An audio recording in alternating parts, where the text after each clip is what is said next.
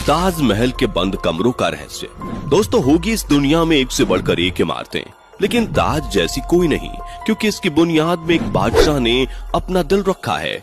दोस्तों, ताजमहल कला का वो खूबसूरत उदाहरण है जिसे 17वीं शताब्दी के मुगल सम्राट शाहजहां ने अपनी सबसे चहेती बेगम मुमताज महल के लिए उसकी याद में बनवाया था। वो इमारत जितनी खूबसूरत है उतनी ही रहस्यों से भरी हुई है और कोई ना कोई विवाद इस इमारत के इर्द गिर्द घूमता ही रहता है। और सबसे बड़ा रहस्य है ताजमहल के 22 बंद कमरों का राज।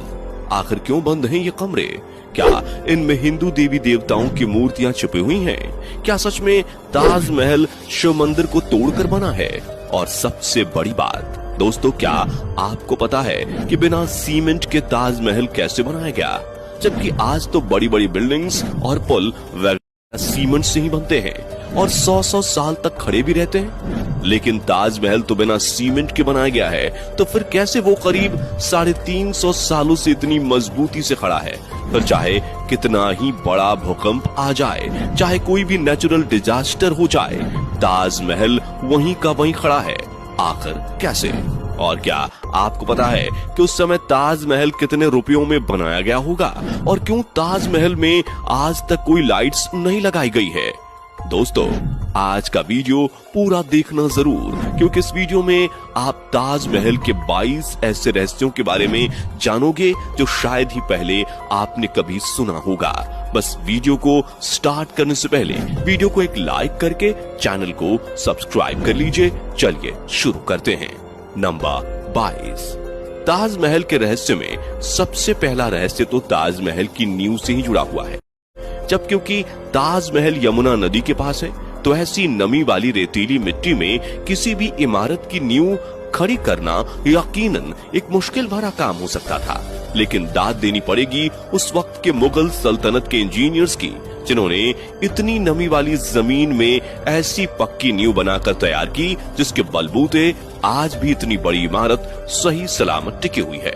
दरअसल ताजमहल की नींव बनाते समय ताज के चारों ओर बहुत से कुएं खोदे गए। इन कुओं में ईंट पत्थर डालकर इन पर आबनूस और महोगनी की लकड़ियों से ताजमहल की फाउंडेशन बनाई गई। ये कुएं ताज की नींव को मजबूत बनाते हैं। आबनूस और महोगनी की लकड़ियों में एक खासियत होती है कि इन्हें जितनी यमुना के पानी का स्तर हर साल घट रहा है और लकड़ियों में नमी की कमी आ गई है। यही वजह है कि सन 2010 में ताज में दरारें देखी गई। दोस्तों, आपने देखा होगा कि ताजमहल के आसपास के चारों मीनार एक दूसरे से परपेंडिकुलर खड़े हैं। मतलब यह कि ताजमहल की जो 4 मीनारें हैं ये बिल्कुल सीधी नहीं खड़ी हैं, बल्कि चारों बाहर की तरफ हल्की सी झुकी हुई हैं। और इन्हें ऐसा ही बनाया गया था ताकि भूकंप जैसी आपदा आने पर अगर ये गिरे भी तो बाहर की तरफ गिरे। दरअसल ऐसा इसलिए किया गया है कि अगर कभी जोर का भूकंप आता भी है तो वह चारों मीनार ताजमहल से दूर जाकर गिर जाएं और इस तरह भूकंप के झटके ताजमहल तक पहुंचने से पहले ही इन मीनारों में ऑब्जॉर्ब हो जाएं और ताजमहल को कोई नुकसान ना पहुंचे। नंबर 20, हजारों टूरिस्ट जो ताजमहल देखने आते हैं वो ये नहीं जानते कि वो जो सामने देख रहे हैं वो ताज का पिछला हिस्सा है। दरअसल जो शाही दरवाजा है वो नदी के किनारे दूसरी तरफ है। आज ज्यादातर टूरिस्ट ताज को वैसा नहीं देख पाते जैसा कि शाहजहां चाहते थे। मुगल काल में ताज तक पहुंचने के लिए नदी ही एक मुख्य रास्ता थी और ये एक तरह का हाईवे था। बादशाह और उनके मेहमान नाव में बैठकर यहाँ आते थे। नदी के किनारे एक चबूतरा हुआ करता था। नदी बढ़ती गई और वो बहुत पहले ही नष्ट हो गया। बादशाह और उनके मेहमान उसी चबूतरे से ताज आया करते थे। नंबर 19, दोस्तों, ये कहा जाता रहा है कि शाहजहां ने ताजमहल बनाने वाले वर्कर्स के हाथ कटवा दिए थे, लेकिन ये बात एक अफवाह जैसी लगती है क्योंकि इस बात का कोई प्रमाण मौजूद नहीं है। बहुत से इतिहासकारों का मानना है कि शाहजहां ने वर्कर्स और कारीगरों को जिंदगी भर की पगार देकर उनसे इकरारनामा लिखवाया था कि वो ऐसी कोई दूसरी इमारत नहीं बनाएंगे, क्योंकि 20,000 वर्कर्स जिन्होंने ताजमहल बनाया था, क्या एक ही दिन में उन सबके हाथ काटना मुमकिन लगता है? क्या सबको एक एक करके बुलाया गया कि आओ यह दिन इतने मजदूर के हाथ काटेंगे और उस दिन इतने मजदूर के हाथ काटेंगे। अगर ऐसा होता तो जैसे ही हाथ कटने शुरू होते तो बहुत से मजदूर भाग खड़े होते और हिस्टोरिकली देखा जाए तो इस चीज का जीरो एविडेंस है। नंबर 18, कुतुब मीनार भारत की सबसे ऊंची मीनार है, लेकिन शायद आपको जानकर हैरानी होगी कि ताजमहल की ऊंचाई कुतुब मीनार से भी ज्यादा है। ताजमहल 73 मीटर ऊंचा है, जबकि कुतुब मीनार की ऊंचाई 72.5 मीटर है। नंबर 17, ताजमहल के साथ में उसके 22 कमरों का रहस्य भी जुड़ा हुआ है, जिसके बारे में लोगों का कहना है कि उन 22 कमरों में हिंदू देवी देवताओं की मूर्तियां बंद हैं। दरअसल दोस्तों, जब यह अफवाह ज्यादा फैलने लगी और कुछ मीडिया वालों ने सोशल मीडिया पर डिबेट को जबरदस्ती जारी रखा, जिसके चलते एएसआई के सोर्सेज ने इंडियन एक्सप्रेस को बता दिया कि जो 22 रूम्स हैं, असल में ये रूम्स नहीं है, बल्कि यह एक लंबा सा कॉरिडोर है जिस पर दरवाजे लगाए गए हैं। और ऐसा भी नहीं है कि इन बंद दरवाजों को सदियों से खोला ना गया हो। एएसआई के स्टाफ के अकॉर्डिंग हर 1 से 2 हफ्ते में इन बंद दरवाजों को खोलकर अंदर की सफाई की जाती है। इन सब के बावजूद प्रोपागेंडा थमने का नाम नहीं ले रहा था, जिसके बाद आर्कियोलॉजिकल सर्वे ऑफ इंडिया ने इन बंद कमरों के अंदर की फोटोज पब्लिकली दिखा दी। ये देख लो, इन कमरे के अंदर का नजारा कुछ ऐसा दिखता है। आगरा के एएसआई चीफ आके पटेल ने इंडिया टुडे को बताया कि ये पिक्चर्स अब एएसआई की वेबसाइट पर लाइव आपको मिल जाएंगी और कोई भी इन पिक्चर्स को देख सकता है उनकी वेबसाइट पर जाकर। नंबर 16, दोस्तों, बिना सीमेंट के आखिर इतना बड़ा मॉन्यूमेंट खड़ा कैसे हो गया, जबकि सीमेंट का आविष्कार 1824 में एस्पिदीन नाम के एक इंटेलिजेंट इंसान ने किया था। पर जो नक्काशी है, इसकी तकनीक इटली के कारीगरों से सीखी गई थी। उज्बेकिस्तान के बुखारा से संगमरमर को तराशने वाले कारीगर बुलाए गए थे। ईरान से संगमरमर पर कैलीग्राफी करने वाले कारीगर आए थे और पत्थरों को तराशने के लिए बलूचिस्तान से कारीगरों को बुलाया गया था। नंबर 14, 1857 की क्रांति के दौरान अंग्रेजों ने ताजमहल को काफी नुकसान पहुंचाया। उन्होंने लैपिस लाजुली जैसी कई बेशकीमती रत्नों को ताजमहल की दीवारों से खोदकर निकाल लिया था।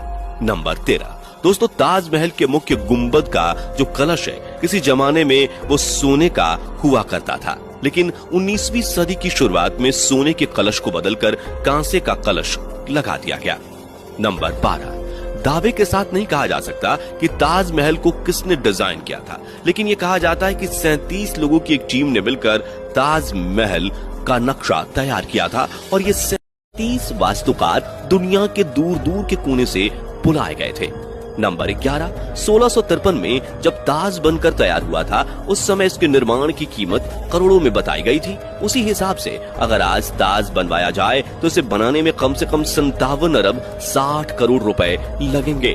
नंबर 10, दोस्तों, ताजमहल को जितना दूर से देखते हैं ये हमें उतना बड़ा दिखाई देता है, लेकिन जैसे जैसे हम इसके करीब जाते हैं यह इमारत छोटी होती जाती है और ताजमहल दिन में 4 बार रंग बदलता है। जैसे अगर आप इसे सुबह 4 बजे देखेंगे तो ये काला दिखेगा, सुबह तारों की रोशनी में ये गुलाबी दिखेगा, दिन में इसका रंग दूधिया हो जाता है और पूनम की रात को ताजमहल सुनहरा दिखाई देता है, लेकिन इसका रहस्य आज तक कोई पता नहीं लगा पाया है। नंबर 9, ताजमहल में एक खुफिया दरवाजा भी है जो यमुना नदी में खुलता है, लेकिन किसी को इसका नहीं पता। दरअसल दरवाजे का इस्तेमाल शाहजहां अपने महल से ताजमहल में जाने के लिए करते थे, जिसे उनकी मौत के बाद बंद कर दिया गया। नंबर 8, ताजमहल को बनाने के लिए सफेद संगमरमर राजस्थान के मकराना से लाए गए थे, जेड और क्रिस्टल चाइना से मंगाए गए थे, लैपिस लाजुली अफगानिस्तान से आया था और कार्नेलियन अरब से आया था। कुल मिलाकर ऐसे ही 28 किस्म के बेशकीमती रत्नों को दुनिया भर के अलग अलग देशों से मंगवाकर सफेद संगमरमर में जड़ा गया था। इन सब चीजों को विदेश से आगरा लाने के लिए 1000 से भी ज्यादा हाथे इस्तेमाल किए गए थे। नंबर 7, ताजमहल को वास्तव में शाहजहां ने बनवाया है। इसके पीछे भी काफी सारी थियरीज बताई जाती है, जैसे कि कुछ लोगों का मानना है कि ताजमहल वास्तव में एक शिव मंदिर हुआ करता था जिसका नाम तेजो महालय था। दरअसल दोस्तों, 1989 में एक भारतीय लेखक पीएन ओक ने किताब लिखी थी जिसका नाम था ताजमहल द ट्रू स्टोरी। इस किताब में उन्होंने कई तर्कों के साथ ये दावा किया था कि ताजमहल मकबरा बनने से पहले एक शिव मंदिर था और इसका नाम तेजो महालय था। सन 2000 में पीएन ओक ने अपनी बात को सिद्ध करने के लिए ताज की साइट खोदने के लिए सुप्रीम कोर्ट को अर्जी दी थी। जिसे सुप्रीम कोर्ट ने रद्द कर दिया था।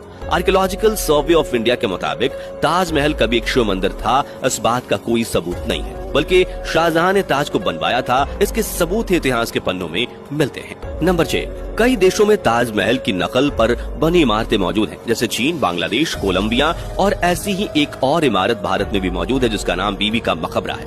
ये इमारत महाराष्ट्र के औरंगाबाद में है और इसे मुगल बादशाह आजम शाह ने अपनी मां दिलरस बानो बेगम की याद में 17वीं सदी के आखिर में बनवाया था। इसे ताजमहल की तर्ज पर बनवाया गया था। इस मकबरे का गुंबद ताजमहल की गुंबद से छोटा है और इसका सिर्फ गुंबद ही संगमरमर का है, बाकी निर्माण प्लास्टर से किया गया है। नंबर 5, एक कहानी फेमस है कि शाहजहां यमुना नदी के दूसरे तरफ काले संगमरमर से ऐसा ही एक और काला ताजमहल बनवाना चाहते थे।